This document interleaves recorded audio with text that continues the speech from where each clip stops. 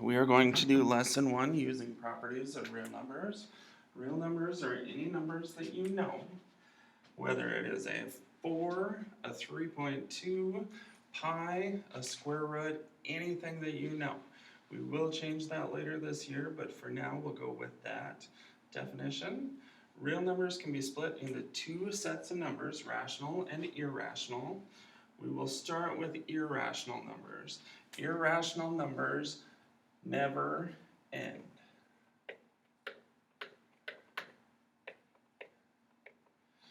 Different numbers that do not end are square roots that cannot be simplified, pi, or e to the power of whatever. It doesn't matter what it is, that's a number that never ends. Rational numbers are just the opposite. They are numbers that do end. So 4, 2 over 4, square root of 16. All of those numbers are numbers that do end. They can also be written as a fraction, which is what rational stands for. Inside of rational numbers, we also have integers. Integers are simply numbers that are not decimals anymore. So it can be -6, 2, 4, 0, and so on. Rational numbers are ones that do deal with decimals. So for example, 2.3. Okay, integers will just get rid of any of the decimals that we have there. Whole numbers are the next step inside. Whole numbers are all of the positive numbers and 0. So 0, 2, 12, and so on, just no negative numbers. Natural numbers are simply all the whole numbers except for 0. So not 0 in natural numbers, but 1, 2, 6, 12, and so on. From there, we can identify any subsets for any of the real numbers that we have. So we're going to start with -16. First of all, even though it says real numbers in the directions, -16 is a real number. From there, is it rational or irrational? This is a rational number. Can we break it down even further? The next one is an integer. Since -16 does not have a decimal, it is an integer. From there, can it be broken up into a whole number? No, it cannot because of the -16. So our three subsets for -16 are real, rational, and integer. For 32, we have a whole lot more though. First of all, we know that number, so it is real. It also ends, so it's rational, as it can be written as a fraction. 32 can always be written as 32 over 1. It is also an integer because there are no decimals here. It is also, because it's positive, it's a whole number. And because it's not 0 and a positive number, it is also a natural number. So for any whole number greater than 0, we are going to be able to break that into 5 different subsets. For our next one, -square root of 20, first of all, we can figure this out, and this is a real number. Alright, -square root of 20 though, cannot, if you were to put that in your calculator, that would never end and it does not repeat. So this would be an irrational number. Because it's an irrational number, that's as far as we can go. There are no subsets inside of irrational numbers. We also have properties to go over here. We have the property of closure. Closure is just for addition. It's when you add two numbers together and it turns into a real number. So 3 plus 2. If you do that step, we get 5. That is doing the closure property of addition. If you were to multiply two numbers together, 3 times 2 is 6. When you do that step, that is closure of multiplication. Commutative. Commutative, as you see, is a plus b equals b plus a. They are switching spots. If you look inside the word commutative, you see the word commute. And what that says to me is there are spots here are commuting, they're moving.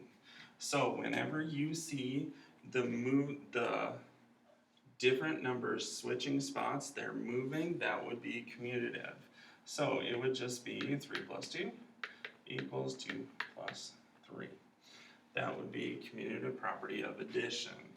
When that can also work for multiplication, 3 times 2 is the same as 2 times 3. All right, they're just switching spots, they're moving, so that is commutative. Associative. Associative, if you look inside of that, a word that pops up to me is associate. How do these associate? Associate means to put into groups. What group are you a part of? Well, if the groups are switching, like we have here, first we start with a plus b in the parentheses. On the other side, it's b plus c. That would be an example of associative. That works for addition and for multiplication. For multiplication here, we have a plus b, or a times b. On the other side, we have b times c. That'd be an example of associative. And distributive is when we have a set of parentheses with something multiplied on the outside. We take a times b and then add that to a times c. We just distribute here. So a times b plus a times c. For this next thing, identify which property of real numbers is being demonstrated here. As you can see here, we have 23 plus 10 on the left side, 10 plus 23 on the other side. The order is switching. That is, they're commuting, they're moving. So this is commutative property of, because they're being added together, of addition. For our next one, 1/4 times 1/3 plus 1/4 times 2/5. What I see here is I see a 1/4 in both of these. All right, and then if we look at the other side, we have 1/4 times 1/3 plus 2/5. This is the distributive property, even though it's being worked backwards. What we're doing here is we're factoring out a 1/4, and then we're taking that times the 1/3 plus 2/5, so this is the distributive property. There is no addition or multiplication with the distributive property, it is just the distributive property. For our next one down below, -3 times 7 times -5, those are all being multiplied together. But as you can see here, on the left side we are taking 7 times -5 first. On the right side we're taking -3 times 7. The order is switching. So this would be the groups that they are working with is switching, so this would be the associative property of multiplication. Simplify each expression, identify which property you used for each step. There are lots of ways to do this. All right, first of all, what I see is I see that I can add these two together really quick. So I am going to switch up our groups here. 2.5 plus 8.5 plus 4.3 plus 1.7. As you can see, I switched the groups. That would be the associative property of addition. From there, I'm going to add 2.5 and 8.5 to get 11, plus 4.3 plus 1.7 is 6.